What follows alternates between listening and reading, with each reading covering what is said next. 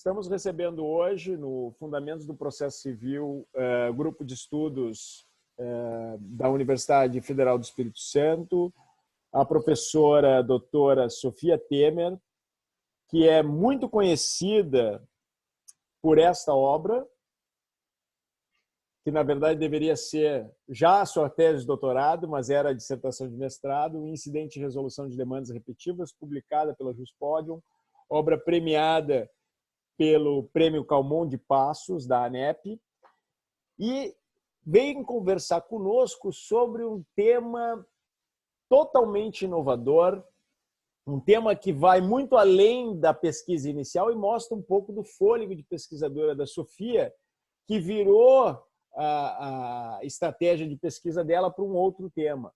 Deu continuidade, prosseguimento à sua pesquisa através de um outro tema. Ela vai falar hoje conosco sobre a participação no processo civil, repensando o litisconsórcio, intervenção de terceiros e outras formas de atuação, numa perspectiva que vai para além da ideia de jurisdição como mera composição da lide. Numa perspectiva que procura tratar para além da ideia de excessiva tipicidade da intervenção processual, como nós podemos ter aí a participação no processo civil. Esse tema é muito importante, Sofia, especialmente quando nós começamos a ver novas situações jurídicas surgindo, novos interesses, e em casos como os que nós temos tido frequentemente no Brasil. Se dizia até pouco tempo atrás que o Brasil não tinha desastres. O Brasil é um país que não tinha desastres. Nós, na sequência, reconhecemos pelo menos 4 grandes desastres. O desastre do Rio Doce, o desastre de Brumadinho, o caso da mancha de petróleo no litoral brasileiro e agora esse caso da pandemia mundial da Covid, que com certeza vão provocar reflexões a respeito dessa necessidade de nós reorganizarmos a participação também no direito processual civil a partir dessa lógica do direito processual civil dos desastres. A Sofia compartilhou conosco um material que diz respeito a sua tese de doutorado, que é o livro que agora foi publicado pela Juspodium, de 2020. Infelizmente, o Incidente de Resolução de Demandas Repetitivas está esgotado, acabei de consultar, não tem mais disponível no site da Juspodium, mas eu tenho aqui a 3ª edição, acredito que a Sofia vai trabalhar numa 4ª edição, provavelmente. Sofia, você tem a palavra. Muito obrigada, Zanetti. Eu queria primeiramente agradecer a oportunidade. Eu fico muitíssimo honrada de fazer parte de um grupo de pesquisa do porte desse, conduzido por você, que é um professor que eu admiro muitíssimo. Vejo que há grandes amigos que, inclusive, estudam o tema de partes terceiros, que estão online, então eu fico muito honrada de estar com essa audiência super especial. E, bem, a primeira vez, estou honrada também, porque é a primeira vez depois da banca, que aconteceu em janeiro, que eu tenho a oportunidade de falar sobre o trabalho, sobre a tese, sobre algumas das ideias da tese. Então, eu fico realmente muito feliz dessa oportunidade. Infelizmente, na verdade, felizmente, hoje, ao longo do dia, eu recebi fotos de alguns amigos que foram recebendo pela Juspodium uma obra, e mandando, né, assim, chegou a obra e tal, e infelizmente eu não recebi a minha via ainda, as minhas vias ainda, mas já em breve receberei e, enfim, a gente tem a oportunidade de falar um pouco sobre essas ideias e aprofundando um pouco das reflexões da tese. Como a gente tinha combinado, a minha ideia também para deixar a exposição dinâmica era falar em torno de 40, 45 minutos, e aí abrir para debate, pergunta, discussão, ainda mais com um público tão qualificado. Acho que seria legal a gente poder ter uma interlocução, ainda que à distância, matar um pouco da saudade. Muito bom. Bem, na verdade, as ideias que geraram a tese, depois, enfim, vieram a ser consolidadas, aprofundadas, elas surgiram durante o mestrado ainda na UERJ, A tese foi defendida perante a UERJ, meu mestrado também foi lá, e como você falou, eu, na época, me dediquei a estudar um incidente de resolução de demandas repetitivas. Realmente esgotou a terceira edição metade do ano passado, na verdade, a editora me contatou para fazer uma nova atualização, mas eu estava com a tese e não pude. E aí acabei de mandar ontem para eles a quarta edição. Então, em breve, imagino que ela vai estar disponível no site. Mas, bem, durante o mestrado, o professor Cabral, que teve no grupo na quinta-feira passada, ele tinha uma disciplina, tem uma disciplina que eu acho essencial, recomendo para todos que façam, como ouvinte, como aluno especial, como aluno da própria pós da UERJ, que se chama Inovações nas Estruturas Fundamentais do Processo. E essa disciplina, ela tem a intenção de pegar os institutos fundamentais do processo, como o nome já diz, e revisitá-los, propor uma visão crítica numa sociedade contemporânea, o que se mantém, o que pode ser revisto, e desde ação, decisão, coisa julgada, interesse, enfim. E aí eu tive a felicidade de, na época, ser sorteada para 2 dos seminários que tratavam sobre, um deles, interesse e legitimidade, e o outro sobre terceiros, acho que era intervenção de terceiros. E aí a gente leu 2 textos, muitos textos, mas enfim, dentre eles 2 textos que me chamaram especial atenção, que era o texto de despolarização do professor Cabral, que eu já conhecia, mas enfim, reli, e cada vez que eu releio esse texto, eu já li umas 30 vezes, eu acho que tem alguma coisa brilhante que você aprende, enfim, de novo, uma nova reflexão, uma nova aplicação prática. Esse texto foi um dos paradigmas da tese, e também um texto do professor Heitor Sica, da USP, sobre notas críticas à pluralidade de partes no CPC, publicado na Revista de Processo. Também muito inteligente, um texto muito inteligente. E aí, enfim, essas ideias sobre sujeitos, formas de participação, posições processuais, enfim, foram amadurecendo.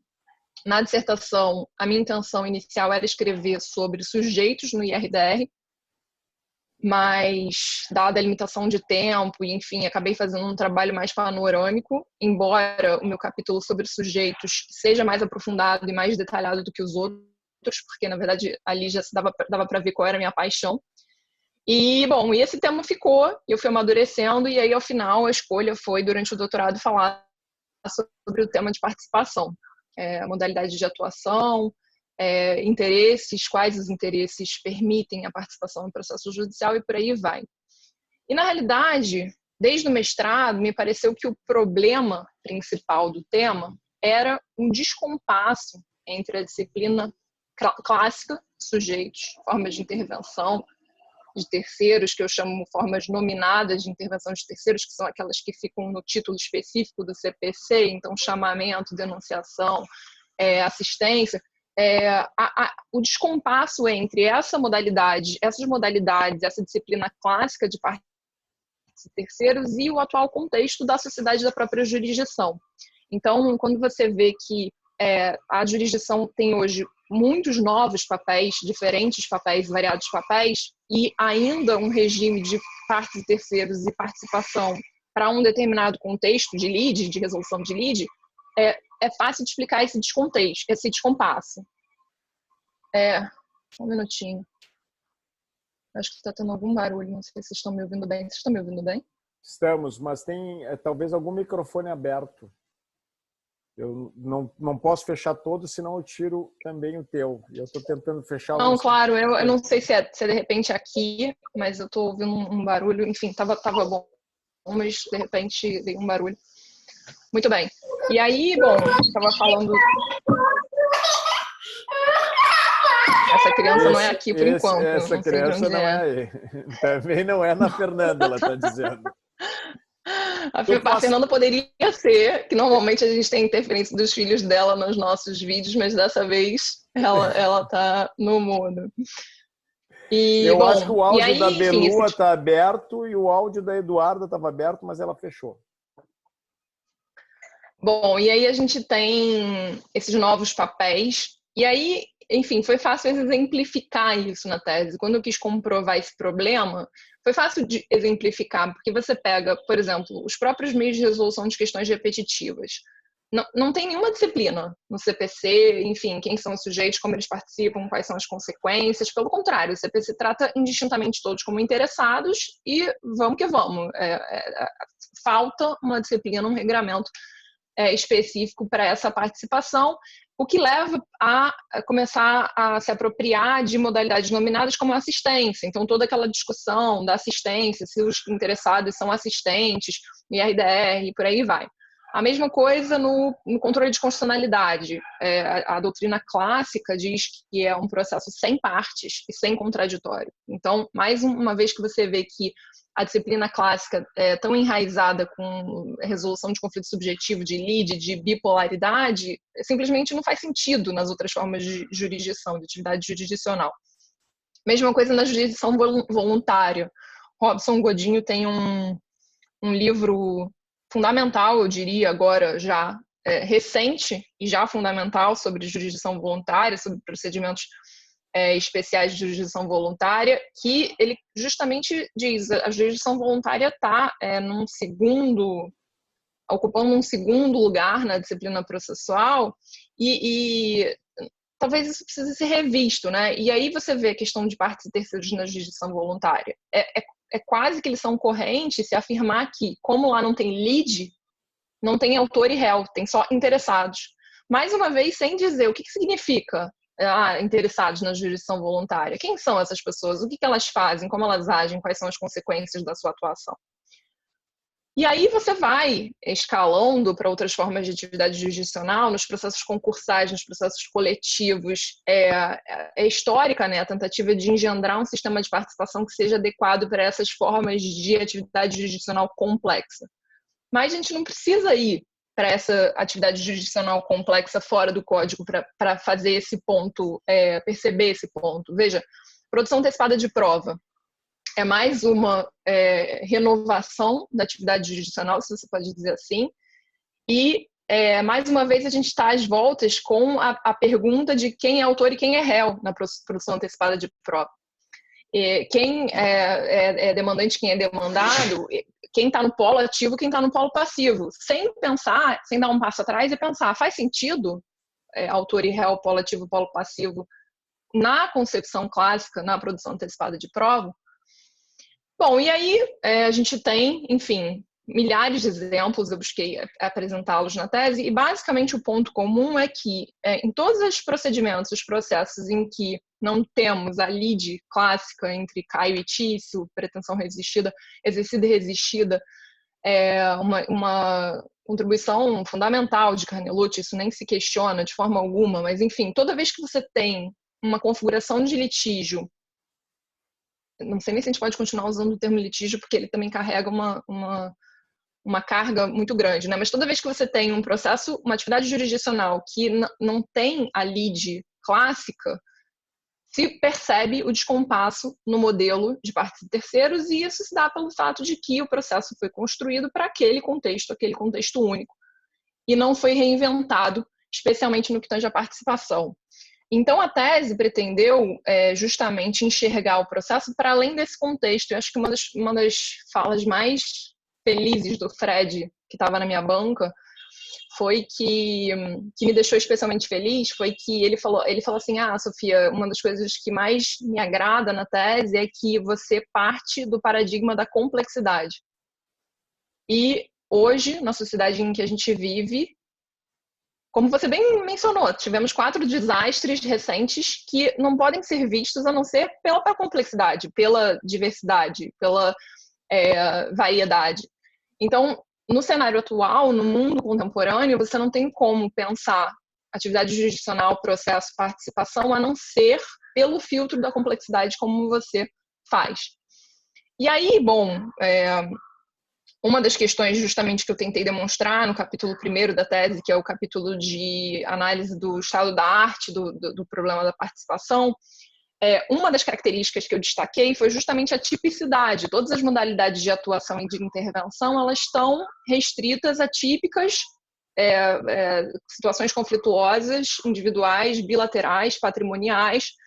Basta ver as hipóteses de denunciação da lide, as hipóteses de chamamento ao processo, enfim, o texto do professor Sica que eu comentei no início, ele é perfeito nesse diagnóstico, né? Ele diz, existe uma tipicidade extrema que você só vê participação e intervenção para essas perfeitas modalidades, a evicção, direito de regresso, relações contratuais patrimoniais de devedores solidários, enfim. E todo o resto da complexidade do mundo fica de fora do sistema de partes terceiros e de participação, de intervenção e por aí vai.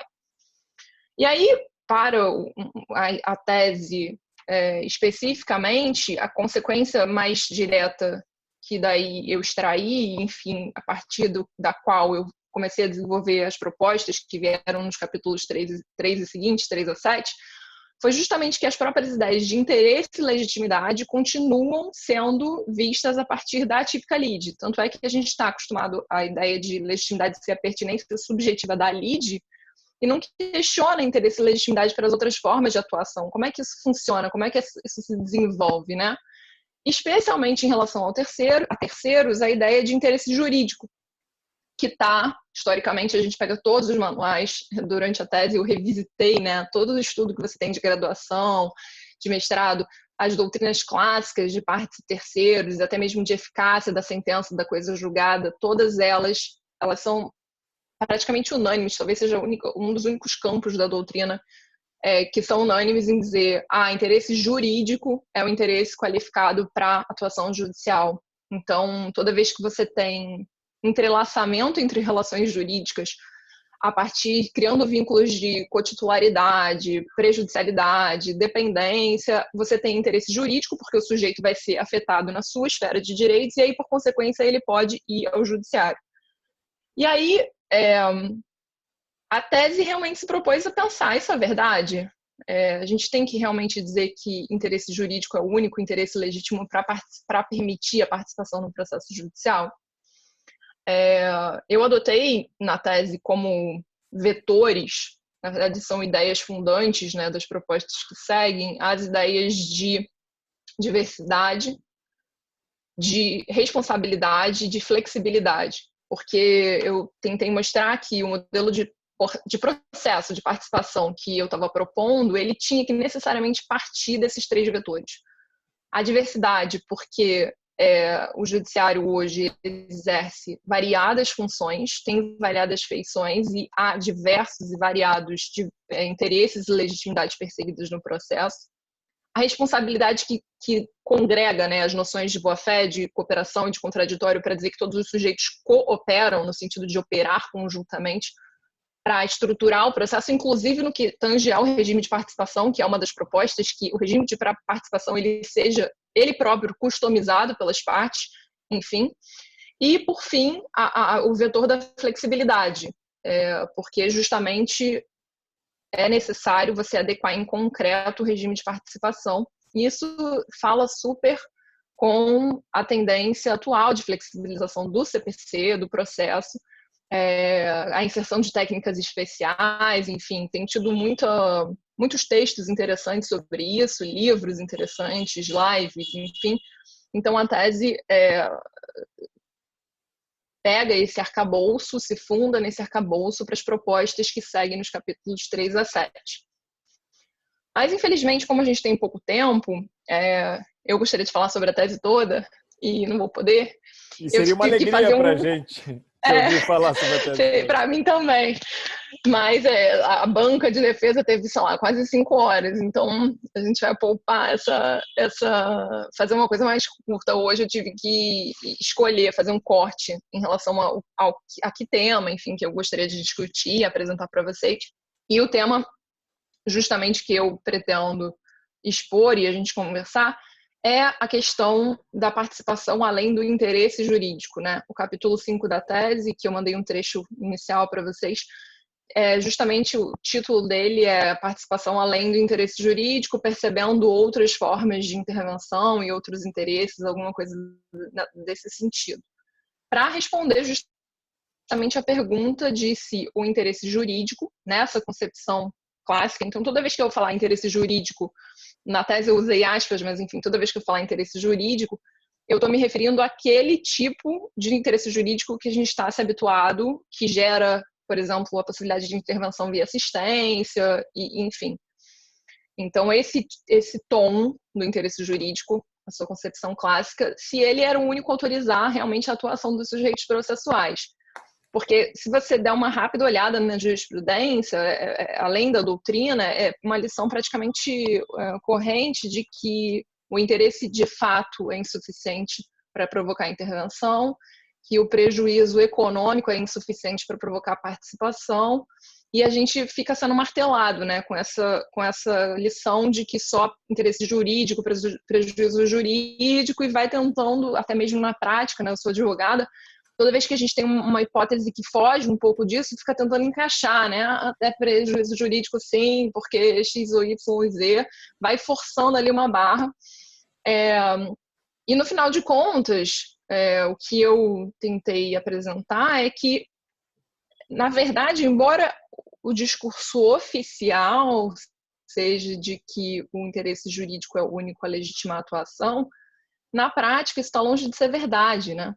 Porque você vê, por exemplo, as figuras do amicus curiae e da intervenção anômala da União são exemplos de figuras existentes, sobre as quais não se discute. O amicus curiae, inclusive, com uma atuação bastante ampla, em termos de... O próprio artigo 138 é uma cláusula aberta. Há diversos interesses que justificam a atuação do amicus curiae. Toda vez que houver repercussão social, ou seja, isso é uma infinidade, né, de situações.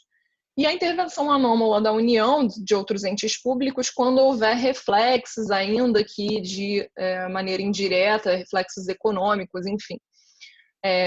Mas, como eu falei, não existe um regramento sistemático dessas atuações, né? A questão fica realmente a margem da disciplina processual, não tem uma definição sobre poderes, sobre consequências da atuação, enfim.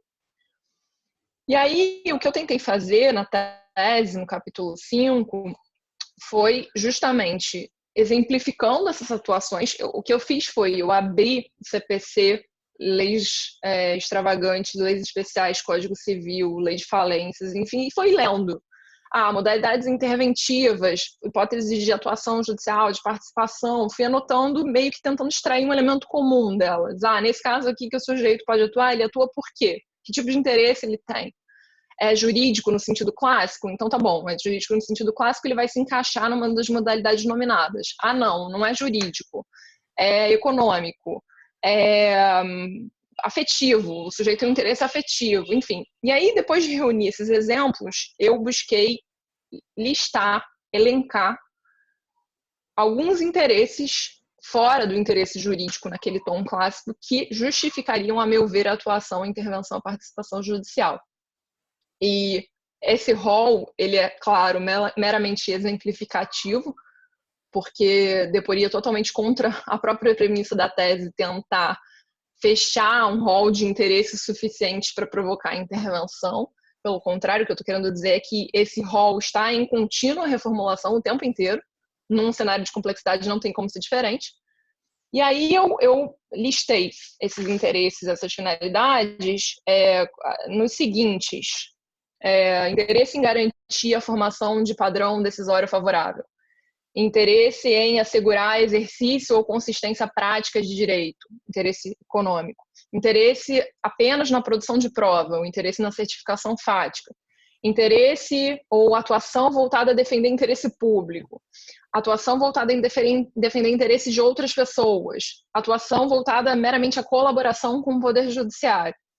Enfim, e fui dissecando essas possibilidades para comprovar, ao fim e ao cabo, que o discurso oficial de que só o prejuízo jurídico é suficiente, ele é um discurso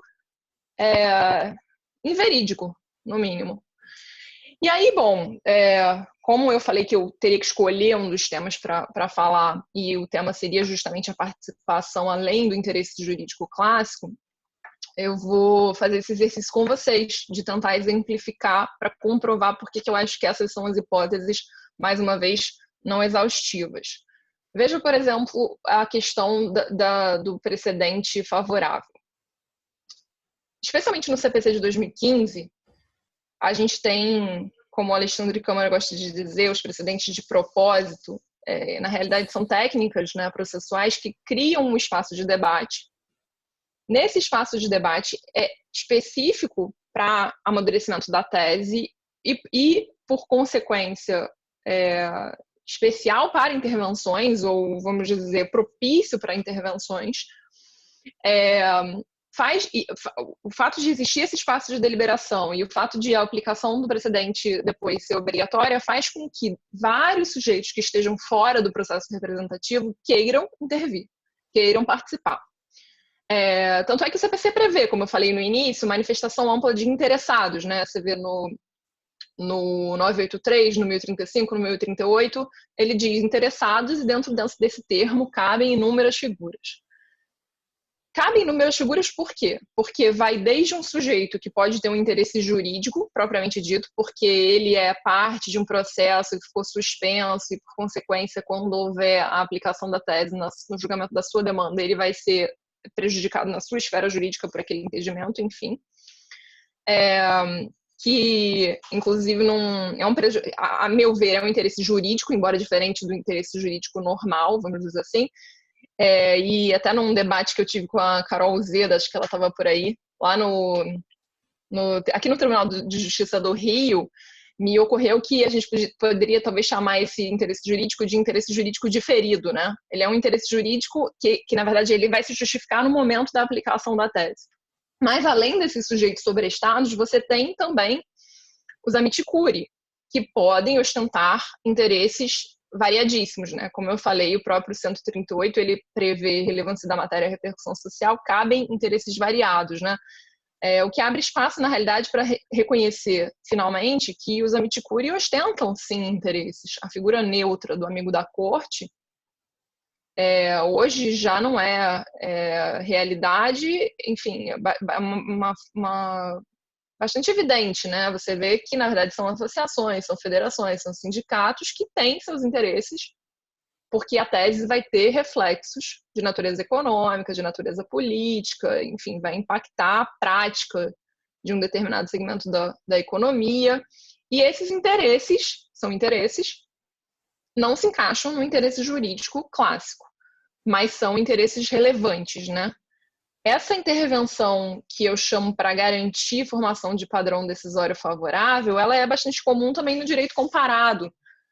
Durante a tese, durante o doutorado, eu tive a oportunidade de ir fazer uma pesquisa na biblioteca de Harvard e aí acabei tendo acesso a uma bibliografia, enfim, vasta, né? Mais abundante do que a gente tem acesso aqui diretamente.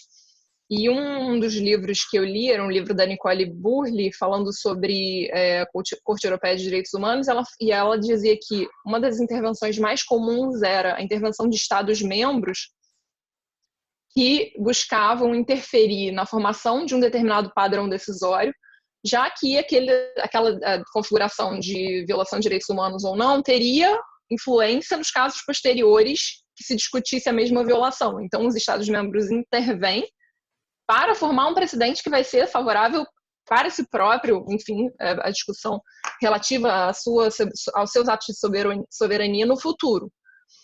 E, a meu ver, eu acho que, enfim, já superamos um momento de chamar essas intervenções de assistências, né? Não tem interesse na vitória de um sujeito por uma relação jurídica dependente ou prejudicial. O interesse é na formação do precedente. O interesse é na formação de um padrão decisório favorável, tão somente.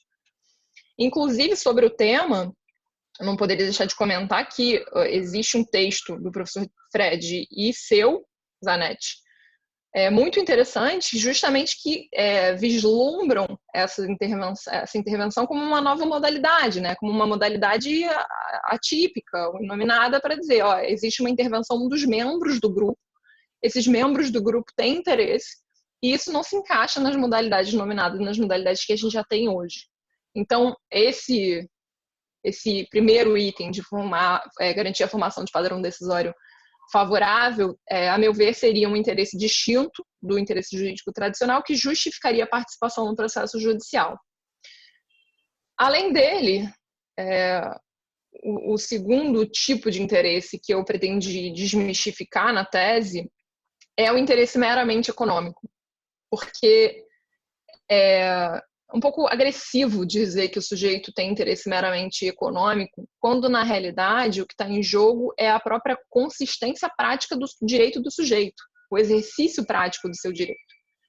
Então, a gente está acostumado a dizer que interesse de fato ou interesse econômico não é suficiente para justificar a intervenção, mas muitas das vezes o sujeito pretende intervir para assegurar patrimônio para que o direito de que ele é titular possa ser satisfeito. Então, ao fim e ao cabo, se você pensar bem, é uma decorrência direta da cláusula de acesso à justiça, de efetividade, de satisfação de direitos, enfim. E, além de tudo, a gente já tem fartos exemplos no ordenamento em que isso acontece. Assim, além da intervenção anômala da União, que diz reflexos de natureza econômica, muitas das atuações em processos concursais em falência são norteadas por interesse econômico. O credor atua para assegurar patrimônio do devedor para que ele possa receber o seu crédito. E ele atua no processo judicial, ele tem interesse no processo judicial, ele intervém, ele exerce as prerrogativas, ele recorre, não porque o seu direito de crédito está em ameaça, e sim porque a satisfação do seu direito de crédito está em ameaça. E a mesma reflexão pode ser estendida para diversos outros campos. Nos processos de inventário, a gente pode fazer a mesma reflexão.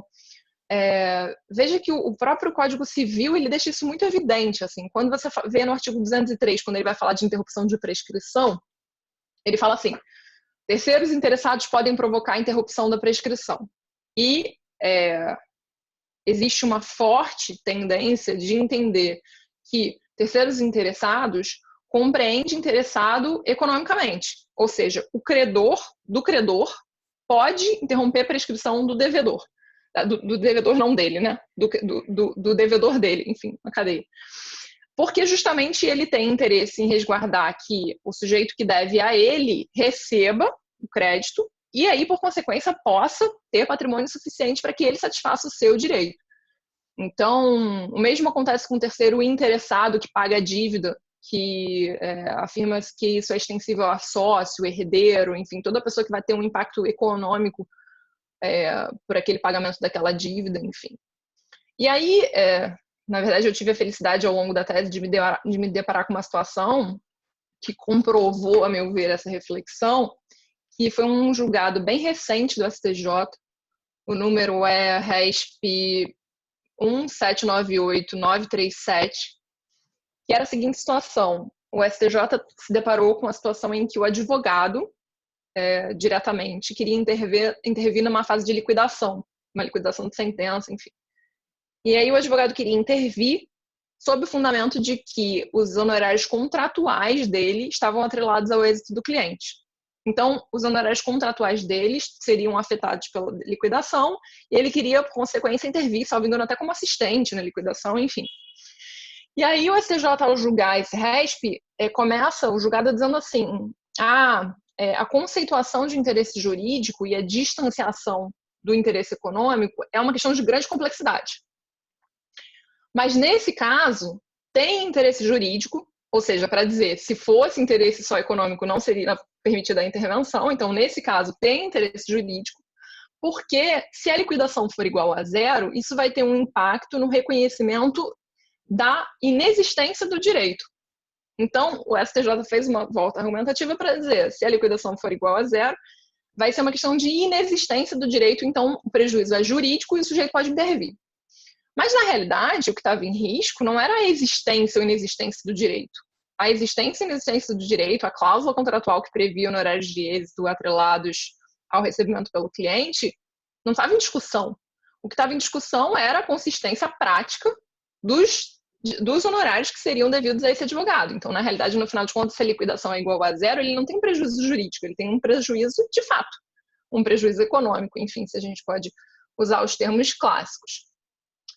A meu ver, esse julgado é bastante elucidativo porque ele comprova, primeiro, o dogma de que só o interesse jurídico é suficiente, porque o STJ começa dizendo, olha, se fosse interesse econômico, você não poderia intervir. Se fosse interesse de fato, você não poderia participar. Mas aqui, realmente, você vai ter um problema. Então, para arrumar seu problema, você vai ter uma inexistência de direito aos seus honorários. Muito bem. Acho que esses exemplos comprovam que há uma interconexão indissociável, talvez, entre o interesse econômico e o interesse jurídico e que, ao fim e ao cabo, muitas vezes o sujeito pretende garantir satisfação do direito dele próprio. E acho que tem uma coisa muito relevante desse ponto que o professor Leonardo Greco, ele diz, tem uma passagem interessante do livro dele, de instituições, que diz que como a ordem jurídica protege o direito no mundo real, e não no mundo da fantasia, esses interesses seriam suficientes para provocar a participação no processo judicial. Então, ele próprio elasteceu o conceito de interesse jurídico para permitir a proteção dos direitos no mundo real, que nada mais é do que a consistência prática, né? O exercício prático de um determinado direito. Então, essa seria, a meu ver, a segunda forma de ficaria a participação. Além disso, outro interesse que eu refleti e achei que era digno de nota era o interesse na produção de prova, apenas. Porque também a atividade de produção de prova, ela é diferente da atuação de sujeitos num processo típico. A produção antecipada de prova, ela comprova essa questão é uma função diferenciada da jurisdição, como eu comentei, e porque o direito à prova é tratado de forma autônoma à demanda ou à lide em si, também não há muita definição sobre o que fazer com esses sujeitos. Quem é autor, quem é réu, quem pode ser citado, contesta, tem sucumbência, ou seja, é uma pergunta e realmente as perguntas não fazem sentido, né? E nem as respostas fazem sentido. E aí, o código fala interessados. Os interessados para a produção da prova e determinar a situação de interessados. Então, você vê que a produção antecipada da prova, ela questiona outro dos dogmas do processo, que é a intervenção ordenada. Não sei se a Lia está online, a Lia Batista tem uma tese excepcional sobre intervenção ordenada, e a gente está acostumado com o dogma de que o juiz não interfere na estruturação subjetiva do processo. Então, o juiz não ordena a citação, a parte tem disponibilidade de fazer essa escolha, mas a produção antecipada de prova, ela, de certa medida, ela, enfim, põe isso também à prova. Essa característica da disponibilidade é outra das características que eu questiono na tese para defender justamente que o juiz tenha, assim, poderes de interferir na estruturação subjetiva, mas esse vai ser um objeto de outra conversa. Mas aí, bom, a Lia disse para ti no chat que ela está aqui. Ah, legal, ótimo. É uma honra, porque a Lia foi referenciada na tese umas 5.000 vezes, eu acho, o trabalho dela, os trabalhos dela, enfim. Que bom. E, bom, essa questão sobre quem é autor, quem é réu na ação de produção de prova, embora você possa imaginar que são o autor e réu da demanda futura, isso também é um exercício de imaginação, porque no final de contas, se você depende do resultado da prova para definir quem tem uma determinada responsabilidade, enfim, a gente fica rodando em círculos, né? A própria polarização, ou a bilateralidade, ou o consolidado princípio da dualidade de partes, que a gente também está acostumado, foi martelado na nossa cabeça até o fim, também não faz sentido na produção antecipada de prova. Na verdade, a tese parte da premissa de que os processos são, por essência, multipolares. A cada momento em que você vê o processo, ele tem uma configuração diferente. O sujeito tem um interesse, que pode, inclusive, ser coincidente com o sujeito que é adversário dele, enfim. Então, cada momento que você fotografa a relação processual, ela tem uma configuração e essa multipolaridade é da essência da relação processual, né? Então, enfim, isso se comprova, a nosso ver, na produção antecipada de prova. E aí, a gente, enfim, gostaria de apartar os sujeitos da produção antecipada de prova dos demais sujeitos tradicionais, das partes terceiras, das modalidades interventivas, para reconhecer que existe um outro interesse, existe uma outra finalidade de acionamento do judiciário, que é a produção de prova, certificação fática. E aí, além, a gente vai entrar na discussão sobre jurisdição consultiva, ação declaratória de fato, enfim, Marcelo Barbie. Cabral falou, né, um pouco sobre isso na exposição dele da semana passada, aqui do grupo, e o Marcelo Barbie, que foi orientando dele no doutorado contemporâneo, a mim também defendeu uma tese, enfim, excelente sobre o tema de jurisdição, merece ser lida, justamente questionando concepções tradicionais sobre jurisdição que tem tudo a ver com participação e sujeitos, né? E aí esse interesse, a gente vai além, dizendo que esse interesse na certificação fática ou na produção de prova, a nosso ver, ele pode acontecer inclusive na produção incidental. O que eu quero dizer com isso? O sujeito, um terceiro, vamos chamar de terceiro, ele pode ter interesse em intervir numa produção incidental de prova para fazer uso dessa prova como prova emprestada, sem alegação de violação de contraditório e tal. Então, a gente pode pensar no seguinte exemplo, um incidente de desconsideração de personalidade jurídica. Se você entender que a eficácia da decisão fica limitada ao credor que promove o IDPJ, é fácil de ver que um outro credor pode ter interesse em intervir para ajudar na produção da prova da fraude e, por consequência, usar o resultado dessa prova para obter para si próprio, numa outra demanda, o mesmo efeito, já que o efeito é interparte. Enfim, as implicações são... Eu fico animada, mas as implicações são enormes, enfim, as consequências, a meu ver, são enormes. Essa questão de você ter intervenções para a produção de prova, para você aproveitar a prova, isso fala, inclusive, em favor de economia processual, tem uma utilidade para o judiciário em evitar a reprodução de provas. Em alguma medida, o raciocínio se alinha com a ideia de agregação de processos para a produção de prova única, né? A tese da professora Thaís Pascoal, a gente vai fazer na semana que vem, aproveitando para fazer um jabá, no Instagram da Processualistas, uma live sobre o tema da tese dela, que é a coletivização para a produção da prova, e o racional também se justifica nessa intervenção para a produção de prova, né, que eu busquei defender na tese. Bem, recomendo vivamente por assistir isso, também o da professora Thaís Pascoal, que inclusive vai ser convidada para vir conversar conosco aqui também no grupo. Legal, a Thaís é ótima. É ótimo, E, enfim, a tese dela merece ser lida, discutida, é uma grande contribuição. Bom, a meu ver, então, existe esse terceiro exemplo, que é interesse da produção de prova, o interesse na certificação fática e etc.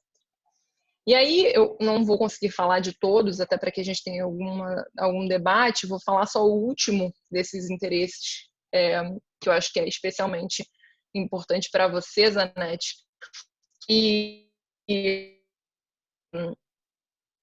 seria especial o interesse, a atuação para defender interesse público.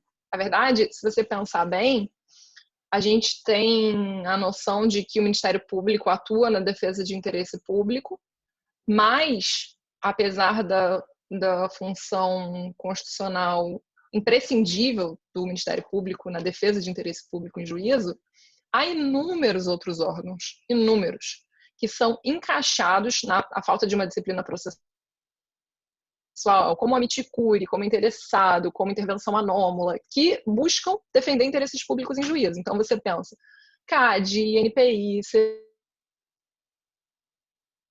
CVM, todas as entes responsáveis por política urbana, agrária, ambiental, as próprias entidades privadas, associações, às vezes até pessoas naturais, especialistas, nenhuma dessas pessoas se encaixa em modalidade nominada de atuação e também não se encaixa na disciplina do MP simplesmente porque não são Ministério Público, né? Tais atuações também não estão limitadas a processos coletivos. Basta ver que em ações individuais, o INPI, o CAD, CVM, volta e meia, são chamados para intervir. O Marcelo Mazzola, grande amigo também aqui do Rio, tem um texto excelente sobre a intervenção do INPI também, que justamente demonstra isso. O INPI é uma figura que intervém sem regime, sem disciplina. E justamente para tentar encaixar nessa figura do interesse jurídico, a gente fica parecendo criança com aqueles brinquedos de montar, que tem os moldes, sabe? Triângulo, quadrado, círculo. Aí a gente pega essas figuras que são anômalas, essas modalidades interventivas que não se encaixam nas típicas, e fica tentando empurrar até caber como interesse jurídico, como assistência. Aí fala que existe uma presunção de interesse jurídico na causa, porque o interesse jurídico ele não existe. Então, existe a presunção de interesse jurídico pelo fato de que a intervenção está prevista na lei, né? Bom, e, na verdade, a própria identificação de interesse público, né? Se você pensar, há variadíssimos interesses que estão compreendidos nessa locução. E a própria professora Paula Costa e Silva, que eu tive a honra de ter na banca, ela tem um texto super interessante que ela fala o seguinte: para que haja tutela de interesse público no processo judicial, basta que o acertamento das situações individuais seja feito em contradição com o modo como esse acertamento deve ser realizado em coordenação com o interesse público. Então, na verdade, toda vez que você tem um acertamento de ações individuais que, de alguma forma, interfere em como o interesse público é colocado nesse contexto, você cria uma possibilidade de intervenção. Então, a gente reluta ainda em identificar isso, né? O professor Elton Venturi tem um texto, A Voz e a Vez do MP, que diz que, como a gente está habituado com um processo destinado a um conflito bilateral, individual, patrimonial, um é pouco, 2 é bom e 3 é demais. E, na verdade, o que a gente tentou demonstrar na tese é que o reconhecimento desse terceiro interesse, dessa modalidade de intervenção, essa terceira modalidade de intervenção, é premente, né? Sobretudo porque cada vez mais o processo ele se configura como um espaço público, um espaço político, um espaço de complexidade. Então, toda vez que você tem um processo que tem alguma complexidade, e hoje em dia é difícil dizer que a maioria deles não tem, talvez a maioria deles já tenha, você tem uma possível intervenção, uma possível defesa de interesse público. Muito bem. Eu tinha, enfim, outras, proteger interesses alheios, um interesse afetivo que justifica a assistência da interdição, enfim, outros exemplos, mas no fim, o que eu acho que a essa altura já está comprovado, e pelo menos eu gosto de pensar isso, que essa foi a tese, é que já há inúmeras formas de intervenção, já há inúmeros e variados interesses, e a gente precisa identificar, agrupar, categorizar e disciplinar processualmente como esses interesses vão ser tratados em juízo. Eu tentei fazer isso na tese no capítulo 6, que era justamente esboçar um regime para esses sujeitos, consequências da atuação, enfim, poderes, definição dos poderes, prerrogativas, uma série de parâmetros. E, bem, acho que era isso. Acho que esse era o ponto principal da tese, por isso que eu escolhi falar sobre ele hoje. E agradeço mais uma vez o convite, agradeço mais uma vez a audiência de altíssimo nível. E vamos ver se a gente tem perguntas e debate, enfim. Com certeza nós vamos ter. Parabéns, Sofia. Foi encantadora como sempre. É sempre uma alegria te ouvir, mas te ouvir sobre esse tema em particular foi muito impactante até, eu diria, porque eu estou aqui com 1 milhão de perguntas, muitas ideias, mas eu tenho até tentado preservar um pouco o espaço para que a gente possa discutir também com as outras pessoas. Então, Claro. Se tu olhar ali do lado no chat, nós temos uma série de perguntas que já foram colocadas. Se tu quiser ir dando uma passada de olhos para ter Eu vou abrir uma aqui. ideia. Senão também a gente pode pedir que se repita. O Antônio acabou de te dar os parabéns, também está nos assistindo aqui. Antônio Cabral. Legal. Enfim, sou suspeita para dizer que ele é o... não, eu sou suspeita para dizer, enfim, foi uma inspiração essencial para a tese. A orientação foi impecável. Enfim, devo todas as honras e todos os agradecimentos. Acho que ele já está cansado de ouvir eu dizer que, enfim, foi uma grandíssima honra e o trabalho em grande medida, dedicado, né? A escola que o Cabral está desenvolvendo na UERJ é muito notável. Eu não mencionei isso no início, mas a Sofia faz parte do grupo de pesquisa do professor Antônio Pivasco Cabral, foi orientada por ele, Transformações nas Estruturas Fundamentais do Processo, é o nome do grupo de pesquisa. Eu coloquei, inclusive, o link do DGP para vocês acessarem. A gente tem aqui também a professora Trícia, minha querida colega da Universidade Federal do Espírito Santo. Nós temos uma série de outros tantos colegas, a Carol, que também já se manifestou, a professora Adriana, que é a coordenadora do nosso programa de pós-graduação da Universidade Federal. Então, todos estão muito interessados em te ouvir. Eu não sei se alguém já tem alguma pergunta ou vocês vão... Eu acho que eu vi uma pergunta aqui que fala, inclusive, com um trecho da tese que eu estou tentando achar, que eu acho que faz referência, inclusive, a uma decisão. Deixa eu ver se eu... Legal, é uma pergunta da Rosana Guilherme. Eu não conheço ainda pessoalmente, mas, enfim, teria a honra em breve. Sobre o interesse do impetrante do MS, prevista no artigo 3º. Isso. E essa forma de intervenção, ou de participação, ou de atuação é especialmente relevante, Rosana. Legal a sua pergunta. Porque, inclusive, foi referenciada como um dos exemplos na parte desse interesse econômico, de assegurar a consistência prática, o exercício prático de direito. Tem textos muito legais sobre esse tema.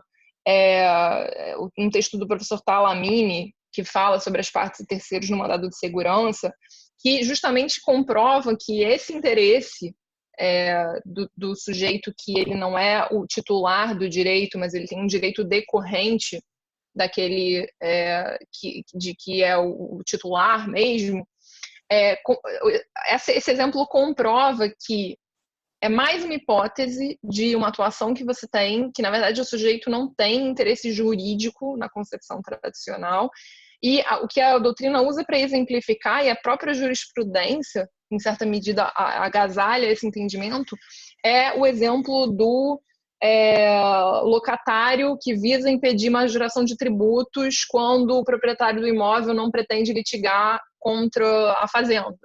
Então, o locatário, porque ele vai ser afetado ou porque ele tem um direito decorrente de um determinado ato, por exemplo, a majoração de um tributo indevida, desproporcional, ele impetra o mandado de segurança se utilizando dessa prerrogativa. Há alguns autores que dizem que isso é uma hipótese de legitimação extraordinária, porque o sujeito atua em defesa de direito alheio, e a contribuição sobre esse tema é super relevante, porque comprova que há figuras que não se encaixam especificamente no formato tradicional. A gente tem legitimação extraordinária, que seja uma atuação não mais das vezes fundada por um interesse econômico, então tanto é que esse exemplo do locatário é um exemplo bastante citado. Até o próprio Marcelo Barbie, quando ele trata na tese dele dos novos paradigmas da jurisdição, ele menciona esse exemplo para dizer, olha, o clássico modelo de situação legitimante não se adequa nessa hipótese do artigo 3º do MS, né? Ou seja, a gente precisa rever esse clássico conceito de situação legitimante. Então, enfim, acho que essa pergunta é super importante. Eu tinha respondido para ela aqui no privado, e foi ótimo que tu tocou nesse assunto, porque eu tinha respondido para ela que esse é um clássico exemplo de substituição processual, como legitimação extraordinária. E aí, a pergunta que eu queria te fazer era exatamente nesse sentido, porque nós tratamos de encaixar dentro das categorias conhecidas algumas hipóteses que tu desconstruiu na tese e tentou dar uma nova explicação para essas hipóteses. Aí você vê esse exemplo, Zanetti. Desculpa, pode falar, estou te cortando. Não, sem problema. Só para te pontuar qual é o ponto que talvez aí tu possa avançar justamente nesse sentido também. E se trata de um reconhecimento pelo ordenamento jurídico. A diferença aí, ao contrário da pertinência subjetiva da lide, que é a clássica visão do porquê há legitimação ou não, é essa ideia de uma previsão dentro do ordenamento jurídico que torna ele legitimado. E muitas das hipóteses que tu trouxe para a nossa discussão hoje são hipóteses em que não há essa previsão expressa dentro do ordenamento jurídico. Há uma construção a partir de outros elementos do ordenamento jurídico dessa hipótese de participação. Então, eu queria só que tu tratasse um pouco dessa questão também de hipóteses previstas ou não previstas dentro do ordenamento. Ótimo, Zanetti. Excelente provocação, porque essa foi uma questão que ficou me perturbando uma palavra gentil, durante a tese. Porque justamente até tive bastante discussão com o professor Cabral, que foi dizer assim, mas será que não vão dizer que eu estou propondo uma coisa, sabe, uma fantasia? Então pega tudo que você quer e vê, todo mundo pode atuar. Enfim, e aí eu, justamente para que conseguisse comprovar o meu ponto, eu fui tentando dissecar na legislação o máximo de exemplos de positivados de intervenção. Então, na parte de intervenção por interesse econômico, há inúmeros exemplos do próprio Código Civil, da Lei de Falências, do MS, enfim, de situações que foram positivadas e que, porque positivadas, teria o interesse jurídico, no sentido de que foi protegido pelo ordenamento, então seria um direito que legitimaria a atuação, mas que, na realidade, é uma configuração diferente da clássica modalidade de intervenção, que foi uma escolha do legislador. O legislador escolheu que aquele determinado sujeito teria legitimidade para atuar ou para intervir, etc. e tal. E o que eu tentei comprovar na tese foi que o termo interesse está em constante reconfiguração, de interpretação, de positivação, ou seja, de legislação, mas de interpretação e de conformação da legislação pelos operadores, inclusive o próprio judiciário, as próprias decisões judiciais. Mas mais do que isso, que eu acho que é importante, que é uma contribuição que eu acho relevante da tese, é dizer que todos esses interesses que eu elenco, eles são interesses valorados positivamente pela Constituição. Então, o que eu tentei fazer no final do capítulo 5 foi um capítulo conclusivo para dizer assim: a Constituição valora positivamente esses interesses, a gente pode chamar eles de lato sensu, mediante XY dispositivos que asseguram XY coisas, e se a Constituição valora positivamente esses interesses, e se a própria legislação já positivou em alguns momentos esses interesses como modalidade de participação, é hora de generalizar. É hora de rever a legislação processual para que a legislação processual não sufoque legítimas possibilidades de intervenção quando a ordem constitucional não faz. Então, eu tentei justamente remeter essa autorização para a Constituição e não para a legislação processual apenas. Seria um desdobramento do direito fundamental à organização e ao procedimento. Quer dizer, eu tenho que garantir também essa hipótese em razão da completude do ordenamento jurídico indicar que aquele interesse deve ser protegido. Exato. Exatamente. Tanto é que algumas decisões, tanto do STJ quando permitem intervenção por interesse moral, se fundam na Constituição quando falam em direito à honra, direito à imagem. Então, na própria investigação de paternidade, que também é positivada, né? O justo interesse da investigação de paternidade é numa concepção muito ampla, no 1615 do Código Civil, o interesse à honra, à moral, e isso está remetido à Constituição. Se você pega as decisões, isso é bastante evidente. Então, me parece um contrassenso continuar lendo a legislação processual fora desse panorama de complexidade e dessa ampla gama de valores positivamente valorados pela Constituição.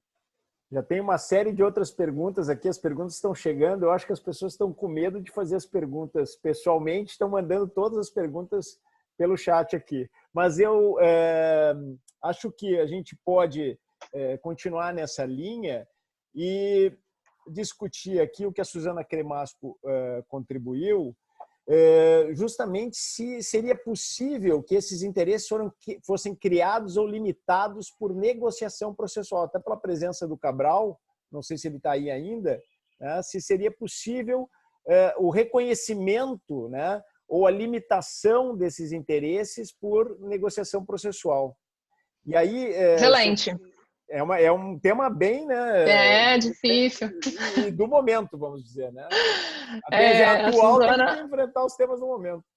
É isso, a Suzana não deixa atrás, né? Enfim, uma indagação excelente, importantíssima. Na verdade, quando eu comecei a aprofundar os estudos para a tese, enfim, escrever, o Cabral me indicou a dissertação da Marília Siqueira, da USP, que foi orientanda do professor Sica, sobre intervenção de terceiros negociada, basicamente, enfim, convenções sobre intervenção de terceiros. E na época não tinha sido publicada, foi publicada depois pela Juspodium, recomendo também fortemente. E foi foi uma contribuição muito importante no momento que eu estava estruturando as ideias dessa questão do regime, porque justamente a Marília defende que as partes possam estabelecer intervenção negociada na linha de que outros autores também vêm defendendo, né? Mas que as partes podem pactuar que determinado interesse é suficiente para intervenção, ainda que esse determinado interesse seja meramente econômico, afetivo, enfim, vamos pactuar que se a gente for discutir esse contrato, meu primo, que tem, sei lá, um grande apreço por mim, etc., ele vai intervir ou qualquer coisa assim, e se as duas partes aceitarem, e se o terceiro aceitar, você teria essa possibilidade dessa convenção válida, enfim. E eu acho que isso é plenamente possível, desde que respeitados os requisitos normais do negócio jurídico, né? Então, enfim, desde que você tenha capacidade, desde que você tenha participação de todos os interessados, desde que você não tenha transferência ao judiciário dos custos, desde que você não crie externalidades. Então, ao longo da tese, por isso que eu falei que o professor Cabral foi uma luz para a tese toda. Nessa parte, por exemplo, eu adoto as premissas dele, do texto de convenções, para dizer em que medida as partes podem convencionar sem transferir externalidades para o judiciário. Então, as partes convencionarem, enfim, algo sobre intervenções de terceiros que vai inviabilizar o funcionamento de uma determinada vara, não, isso vai ser vedado, mas não porque é uma convenção sobre terceiros, sobre intervenção, e sim porque se a gente pensar nos requisitos da convenção lato sensu, você teria aí uma possibilidade de um exame dessa validade, enfim, do impacto dessa convenção em relação a outros processos enfim. Eu acho também, Suzana, indo além, que é possível não apenas convencionar modalidades de intervenção, como os próprios poderes. Então, no capítulo 6, que, enfim, não pude expor hoje, mas eu tento apresentar um esboço de regime, e o que eu tentei criar para essa hipótese era, para todas as intervenções não tradicionais que você não tem um regime, você tentar buscar em atuações assemelhadas um regime que já exista, para você pegar uma base. Então, por exemplo, as intervenções para defesa de interesse público. Você pode pegar a base do Ministério Público, pode pegar a base do Ministério Público e customizar de acordo com determinada intervenção ou finalidade daquela situação específica. E como é que você vai customizar isso? Você vai customizar isso através de adaptação judicial, e por isso a questão da flexibilidade que eu já comentei, você vai customizar isso através da inserção de técnicas especiais, você vai customizar isso através de convenções sobre o procedimento. Então, eu acho que não tem como estabelecer para essas variadas formas de participação um regime único. Então, no final de contas, o que eu proponho na tese é um regime que vai ser customizado de acordo com cada interesse, com cada finalidade, inclusive via convenções processuais. Achei muito, muito, muito interessante essa tua resposta, Sofia, porque ela permite aí uma duplicidade de construção do ordenamento jurídico, não só o ordenamento jurídico posto, que é flexível na medida da necessidade, mas também o ordenamento jurídico negociado, né? A criação da norma pelas partes. E claro que eu imagino que deva ter alguma resistência, que é a mesma resistência que pode ser oposta em relação às questões referentes a negócios processuais em matéria probatória, que até quando o juiz pode ou não analisar o objeto dessa convenção que foi realizada. Tem várias outras perguntas interessantes aqui. Tem uma da Carol e Catarina, porque as pessoas, não sei se são duas pessoas, esse é o nome do link, mas fala dessa... filhas, Anete. Ah, é? É a Kátia, filha da Carol. Carol, é você! Sou eu. Sou eu.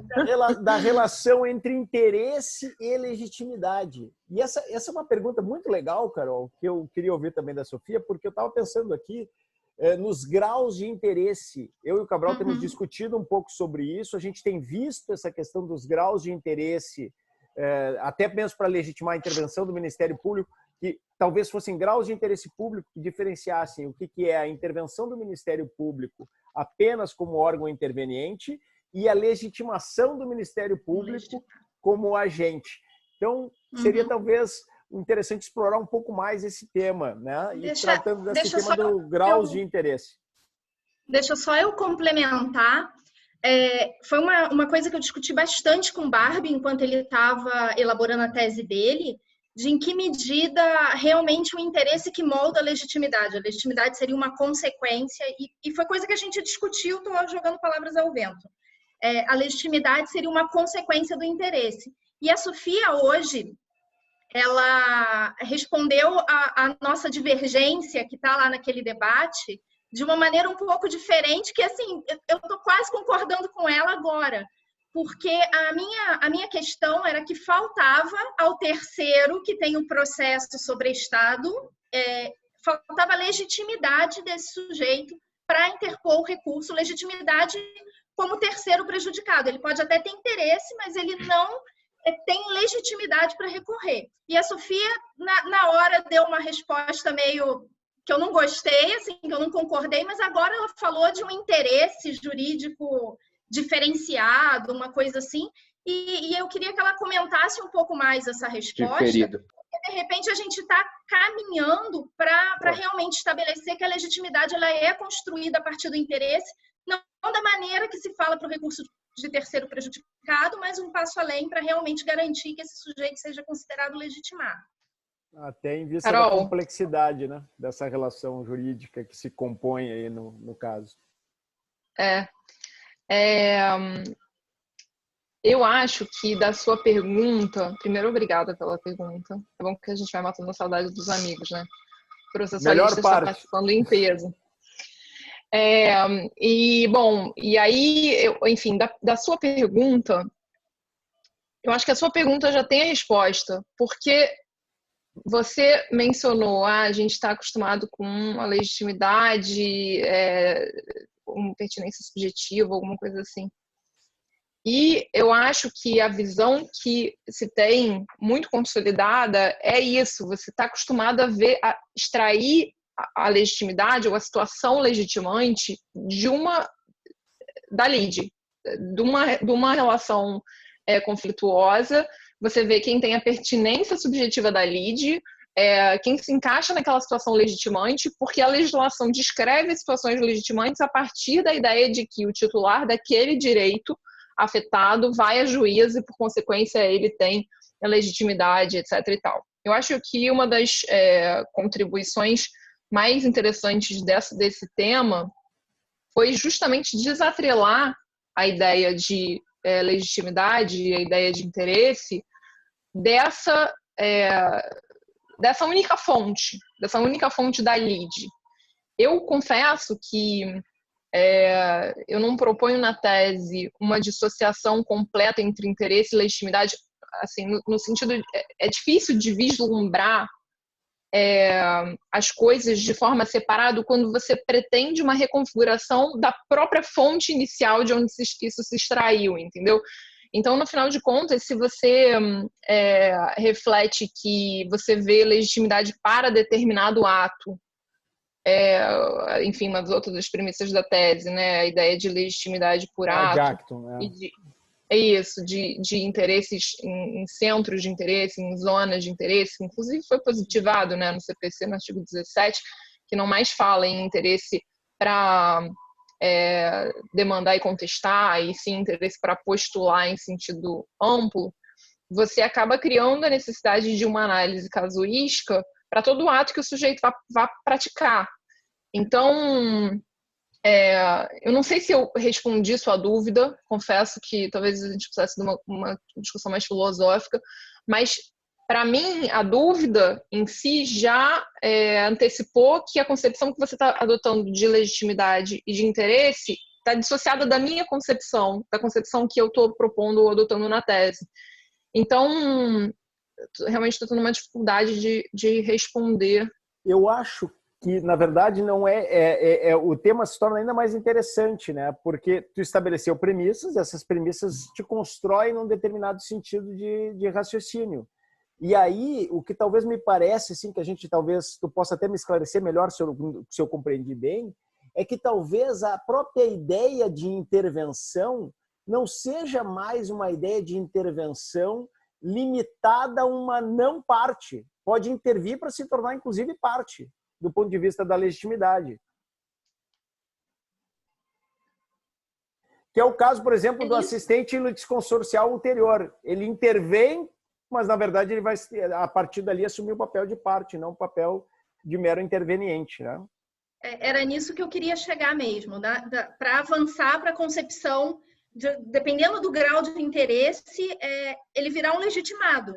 Mas isso reflete nas consequências. Eu acho que a ideia... Ele virá um legitimado para quê? Essa é a minha questão. Ele virá um legitimado para quê, dependendo do grau de interesse? Porque, veja, o capítulo inicial, introdutório da tese, é justamente sobre o dissenso terminológico em torno dos termos parte e terceiro, né? Se o assistente, quando intervém, ele vira parte, ele é parte acessória, ele é parte de segundo grau. Se o litisconsorte ulterior, ele é o assistente litisconsorcial. Qual é a diferença do assistente litisconsorcial do litisconsorte ulterior? E aí, na verdade, a minha conclusão da tese em relação a essas duas figuras, por exemplo, até aproveitando, Zanetti, que você mencionou esse exemplo, é de que, na realidade, o assistente litisconsorcial é uma saída para contornar o dogma da estabilização da demanda.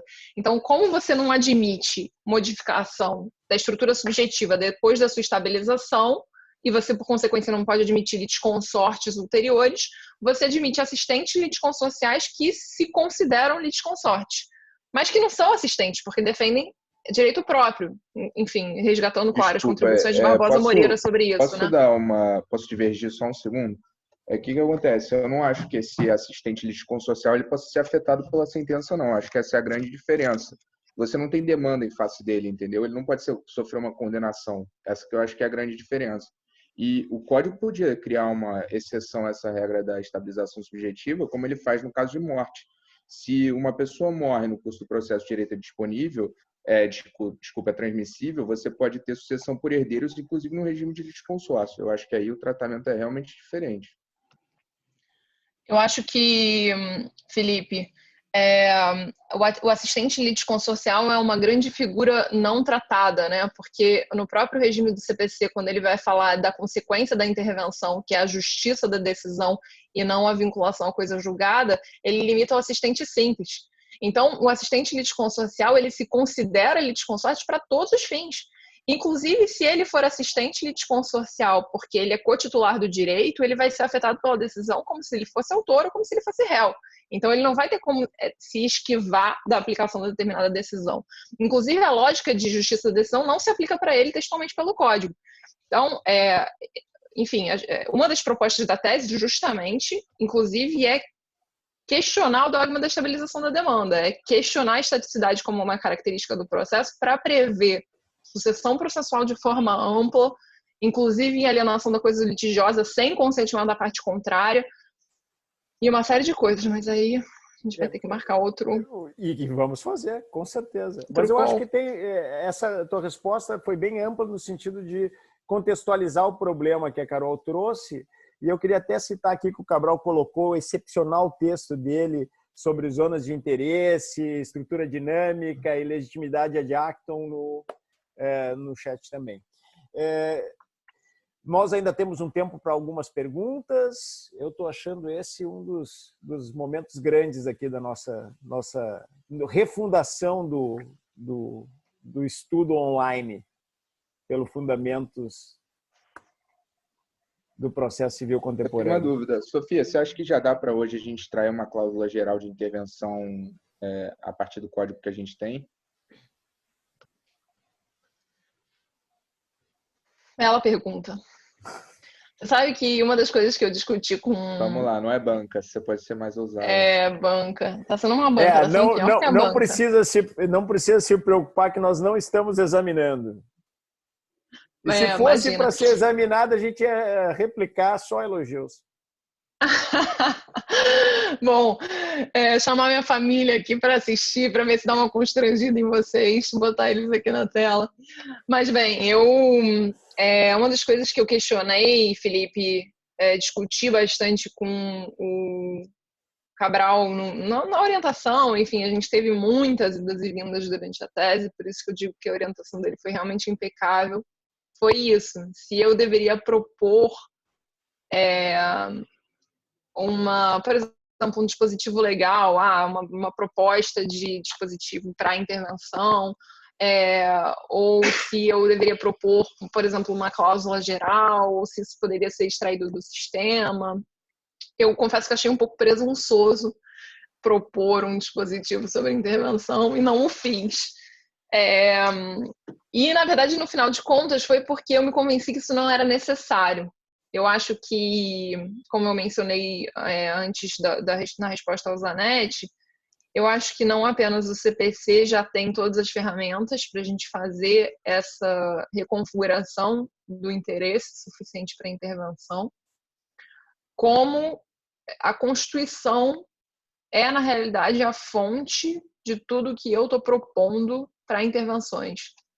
Então, uma vez que a Constituição valora positivamente o interesse, a defesa da honra da pessoa, da imagem, daí se extrai uma possibilidade interventiva para a defesa da honra no processo judicial. E é claro que uma positivação da circunstância, como ocorre na ação de investigação de paternidade, que há a locução justo interesse, ajuda, evidente.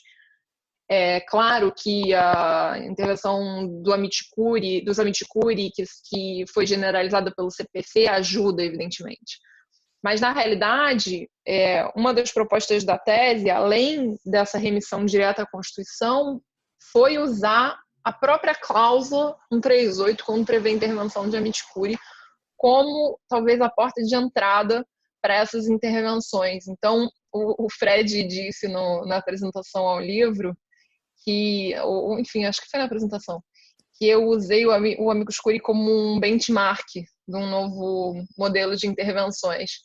E, a meu ver, o amicus curiae é uma figura tão multifacetada, a cláusula de intervenção ela é tão ampla que ela poderia funcionar como a permissão do CPC para as intervenções, claro, remetendo à Constituição Federal. E aí, o relevante de usar essa cláusula do 138 do amicus curiae é que ela conversa diretamente com o meu capítulo 6, que é sobre a proposta de regime, que é a fixação em concreto dos poderes processuais. Então, ela diz, o juiz, ao admitir a intervenção do amicus curiae, vai definir seus poderes processuais.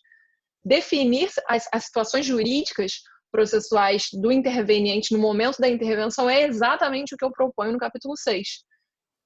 Então, bem, você acha que o ordenamento ele já é suficiente para a aplicação das suas ideias de uma forma prática, assim, extraindo isso do amicus e da Constituição? Você acha que não deveria ter nenhum tipo de alteração legislativa? Eu acho que se a gente quiser fazer, maravilha, vamos fazer. Eu acho que só reforça. Mas, por enquanto, como a gente não tem, eu acho que sim.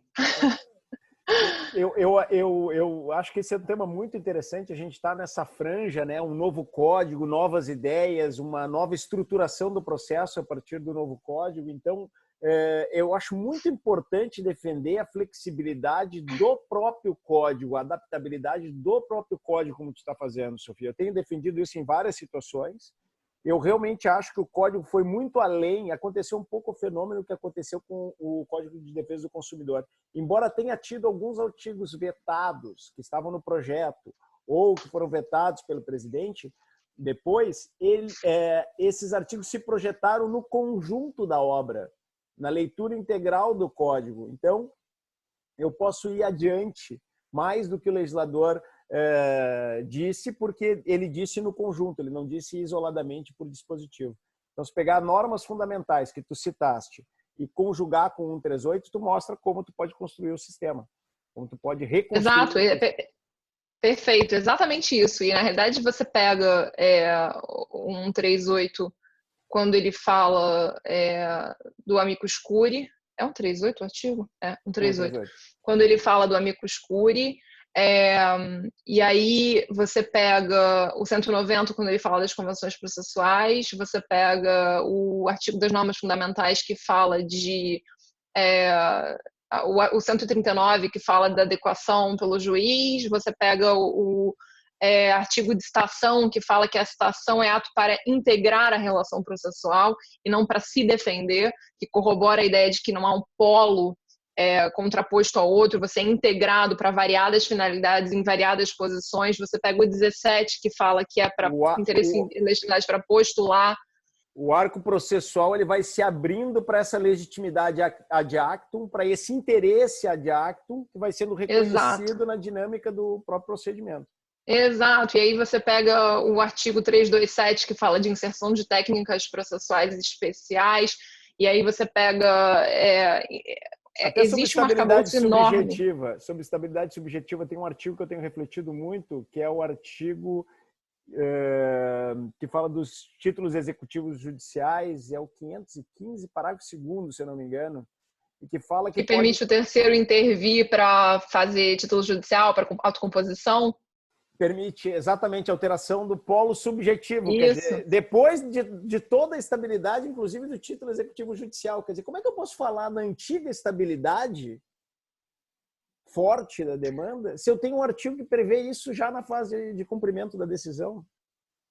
Você vê, Zanetti, que o capítulo 3, ele foi justamente para questionar o dogma da estabilização da demanda e, a partir daí, propor mudanças na sucessão, no saneamento subjetivo, na intervenção de desconsorte, intervenção ulterior, e, enfim, daí vai.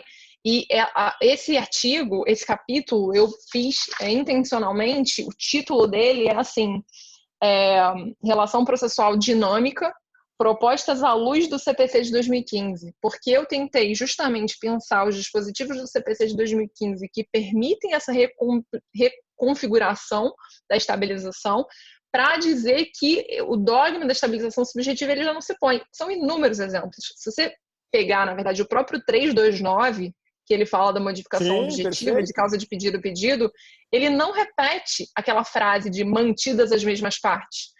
Então, o CPC anterior, o 264, dizia: a partir da citação, esta citação, você pode modificar a pedido causa de pedir, mantidas as mesmas partes. Essa frase ela não está no CPC. Então, essa frase que você... Foi muito curioso isso, porque eu peguei os CPCs comentados de 2015, todos, assim, enfim, todos que consegui e tal, para ir justamente nesse artigo, 329. E as pessoas continuam comentando 329 como 264, dizendo: a estabilização desse artigo se extrai a estabilização subjetiva e objetiva da demanda, porque isso, aquilo.